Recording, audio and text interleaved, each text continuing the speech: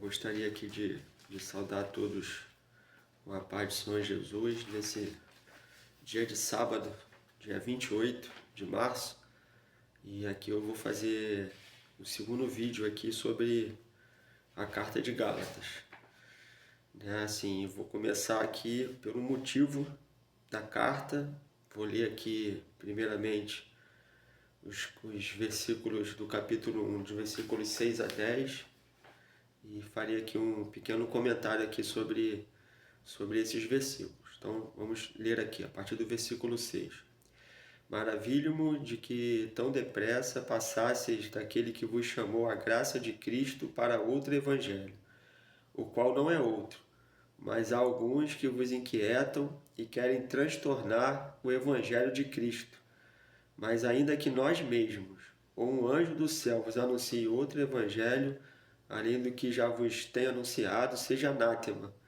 Assim como já vô-lo dissemos, agora de novo também vô-lo digo. Se alguém vos anunciar outro evangelho, além do que já recebestes, seja anátema. Porque persuado eu agora a homens ou a Deus? Ou procuro agradar a homens? Porque se estivesse ainda agradando aos homens, não seria servo de Cristo. Então nós vemos aqui que o motivo pelo qual a carta que ela foi escrita claramente é afirmado na introdução. Nessa parte aqui do capítulo, do versículo 1 ao versículo 10, nós vemos aqui o motivo. Paulo havia já pregado ali aos Gálatas e muitos deles haviam se convertido, e a mensagem anunciada por ele não era diferente da mensagem que ele pregava em qualquer outro lugar. Não havia diferença. O que ele pregava, o que ele proclamava? Que Jesus Cristo havia sido crucificado, havia sido ressuscitado dentre os mortos, e ele era o Filho de Deus, o projeto de salvação para a vida do homem. Então todo aquele que cresce que Jesus era Filho de Deus, e todo aquele que cresce pela fé que ele ressuscitou dos mortos, ele era salvo. Então só precisava crer. E essa era a mensagem que Paulo ele trazia. Essa mensagem ela constitui, assim, podemos dizer, o que é de essencial no Evangelho de Cristo. Os Gálatas eles haviam ali aceitado essa pregação, haviam permanecido fiéis, enquanto Paulo esteve ali com eles. Um Paulo seguiu o seu caminho, nós vemos que há ali um desvio daquilo que é o verdadeiro evangelho, aquilo que Paulo havia deixado ali, constituído ali como herança para os Gálatas. Nós vemos que ele sai, Paulo passa um período ali com eles, pregando a palavra, trazendo ali o ensino daquilo que era a doutrina, mas eles rapidamente, quando Paulo vai embora, eles perdem aquilo que era a mensagem dele, aquilo que foi o ensino.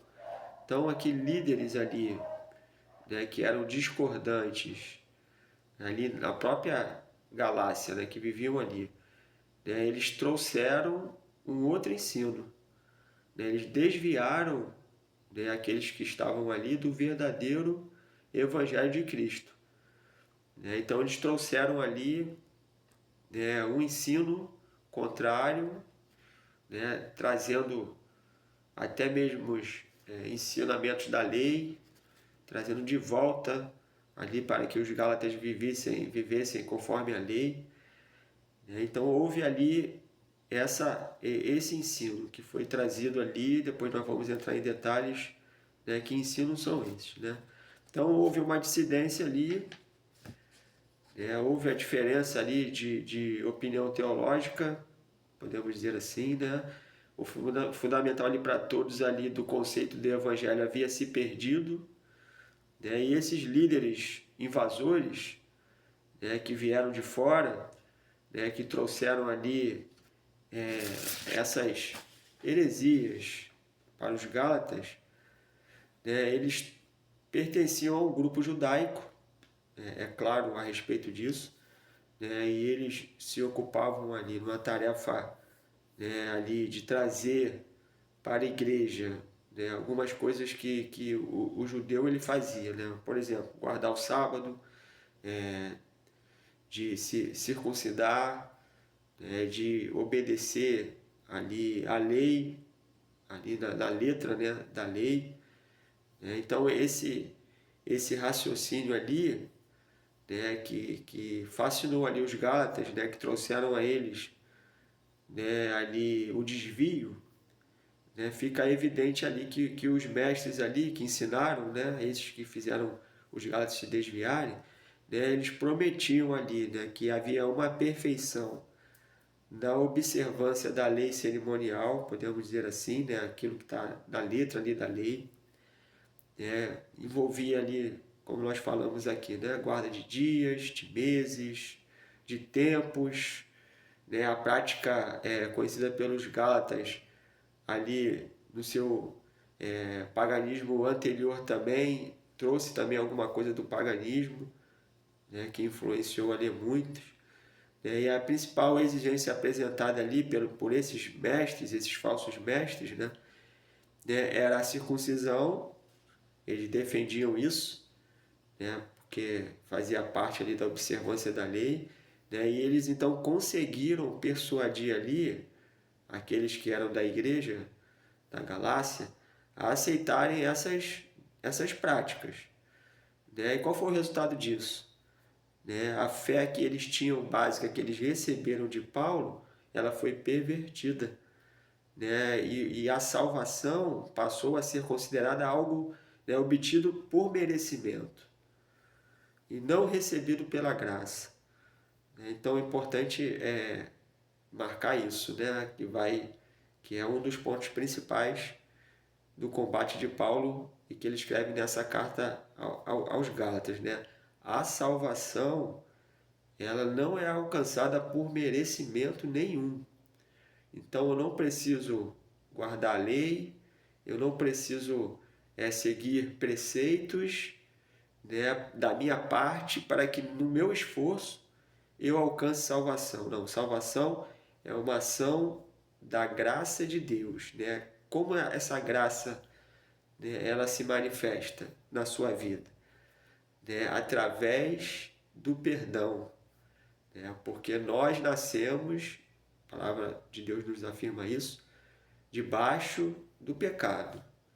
Né? Nós nascemos debaixo do pecado e vivemos nele até o dia que o Senhor Jesus vem ao nosso encontro e nos dá o acesso ao perdão. Então, o que marca, né, o perdão na nossa vida é a operação de quê?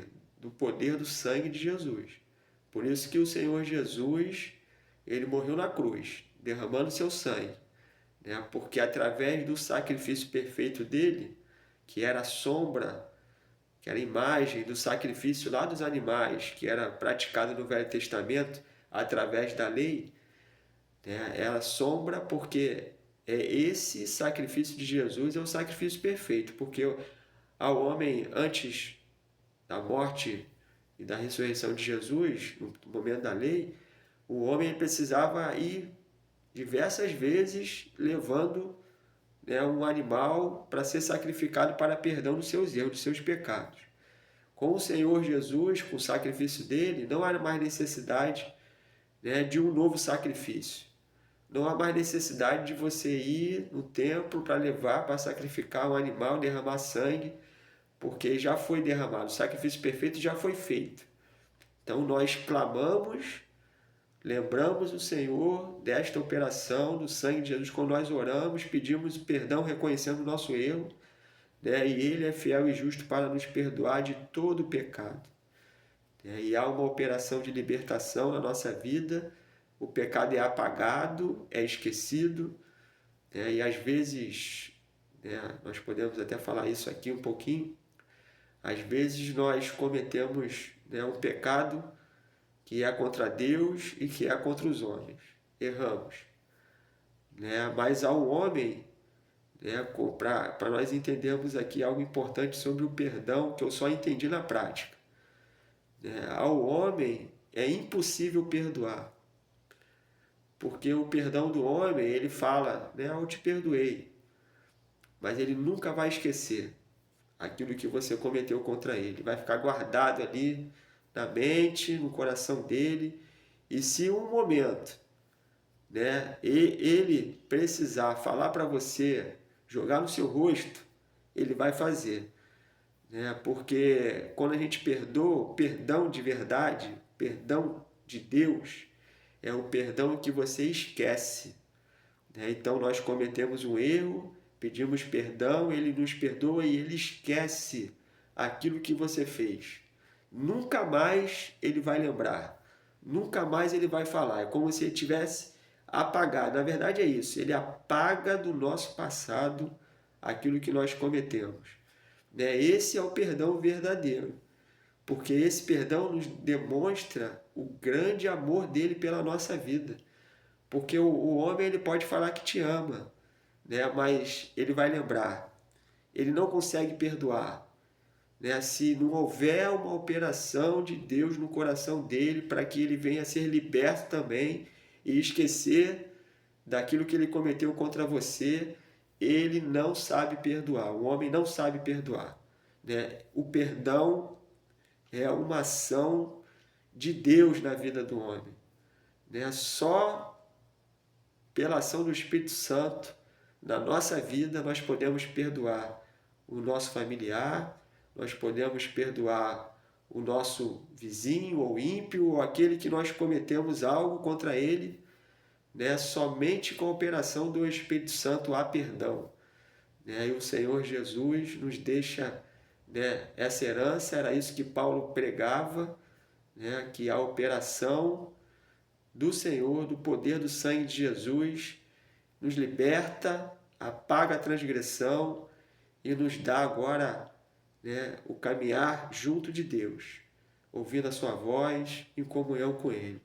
Então, as pessoas ali, os falsos mestres, queriam deturpar esse ensino, né? E a graça nos basta, porque é a graça que nos alcançou, né? Foi a graça de Jesus que nos libertou e sem nenhum merecimento ele nos alcançou com o seu amor, né? E esse é o convite que eu faço aqui, né? Se você por acaso está ouvindo esse vídeo, passou, está vendo, se interessou, né? Saiba que o Senhor Jesus ele morreu pela sua vida, mas ele não ficou na morte, porque o amor dele é mais forte do que a morte. Ele ressuscitou e ele pode te dar, e ele te oferece, né, neste momento, o perdão dos seus pecados. A graça dele, a salvação dele é estendida para a sua vida. Aceite-o como seu Salvador, entregue a sua vida para ele, deixe ele libertar o seu coração, a sua vida, e te levar, né, a andar num caminho excelente, um caminho que vai te levar para a eternidade. Então fica aqui, né, esse pequeno comentário, né, você que assistiu, quiser dar um joinha aí positivo, indicar para outras pessoas, né, se inscrever no canal, aquele que está assistindo ainda não está inscrito no canal, se inscreva, né, porque nós temos um projeto aqui longo, uma caminhada longa, né, e nós primeiramente estamos precisando, né, da quantidade de membros para fazer transmissões ao vivo. Então aqui eu peço a ajuda daqueles que têm me ouvido, né, e o convite, né, seja estendido aqui para todos, né?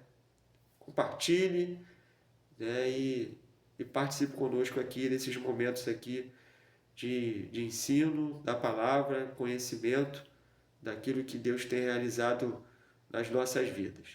Eu deixo aqui a todos a paz do Senhor Jesus.